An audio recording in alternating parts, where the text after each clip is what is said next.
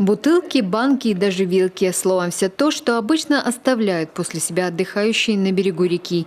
Пока другие участники экосплава только подтягивались к месту сбора, те, кто пришел раньше, уже принялись за работу. Идея таких вылазок молодым активистам столицы пришла в прошлом году. Изначально проект задумывался как лекторий на траве на определенную тему, но затем решили, зачем просто сидеть и разговаривать, когда можно провести время с пользой.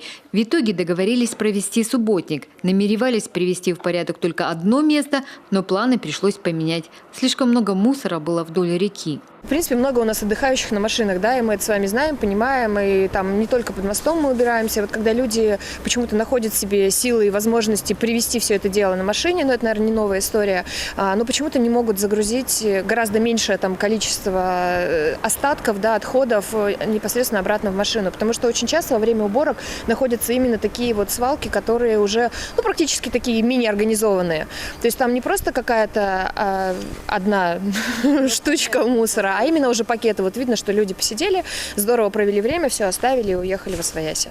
Под Краснозатонским мостом мусора на этот раз заметно меньше. Активисты надеются, что и на других двух пунктах тоже будет чище. Молодых людей еще ждут песчаная коса возле Заречья. Это тоже излюбленное место сыктывкарцев и район Доручастка. Маршрут вроде бы небольшой, но, как говорят сами участники, сложный. Раньше очень часто чистили реку, сейчас она практически не чистится, и в дело всплывают всякие коряги, штыки. Вот, лодку может занести не туда, утонуть. В принципе, есть опасности, но поэтому мы с опытными инструкторами. Поэтому инструктор перед отплытием тщательно всех осматривает, правильно ли надели спасательные жилеты, особенно новички. Плыть им предстоит несколько часов. Через 2 часа мы останавливаемся на обед и там отдыхаем балдеем. Делаем костер, натягиваем тент, то есть у нас будет крыша.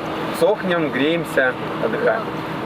И после обеда мы плывем уже по Вычегде, по широкой реке. Это Сысово, еще будет Петуховка. Такие вылазки молодежный совет столицы проводит несколько раз в сезон. В мае, например, активисты вычистили от мусора территорию Красной горы. Правда, говорят, сегодня там снова нужна генеральная уборка. Впрочем, молодые люди не унывают. В сентябре во время туристического слета снова организуют там экологический десант.